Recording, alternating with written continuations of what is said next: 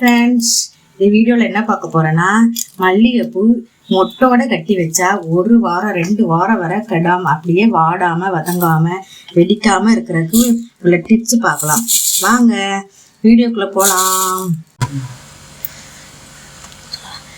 பூ கட்டும்போது ரொம்ப நெருக்கமா கட்டக்கூடாது. நெருக்கமா கட்டாம கொஞ்சம் கேப்பாக கட்டணும். ரொம்ப நெருக்கமாக இருந்தாலும் அந்த பூ விரிஞ்சு வர்றப்ப இடிச்சிட்டு நமக்கு வெடிக்காது. வெடிக்கும்போது ரொம்ப வேர்க்கிற மாதிரி ஆகிடும். அப்போ சீக்கிரமாக வெடிச்சிரும். பூ சீக்கிரமாக அழுகுன மாதிரி ஆகிடும். அதனால் கொஞ்சம் கேப் விட்டு கொஞ்சம் ஃப்ரீயாக இருக்கிற மாதிரி கட்டணும்.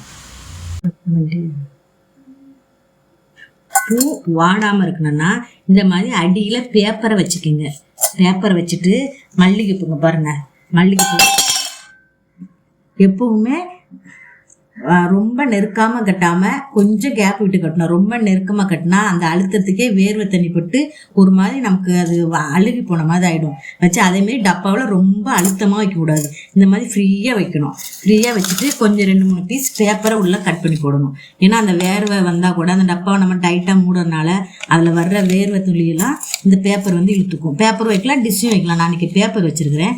பேப்பரை மேலே வச்சு மூடணும். எப்போவுமே சில்வர் டப்பாவில் வைங்க, பிளாஸ்டிக் டப்பாவில் வைக்காதீங்க.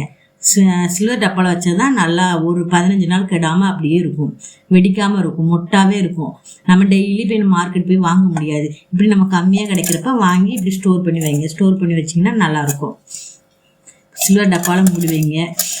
ரொம்ப கேப்பாகவும் கட்டணும், ரொம்ப நெருக்கமாகவும் கட்டக்கூடாது. நெருக்கமாக கட்டினாலும் அது பூ அப்படியே அழுகின மாதிரி ஆகிடும்.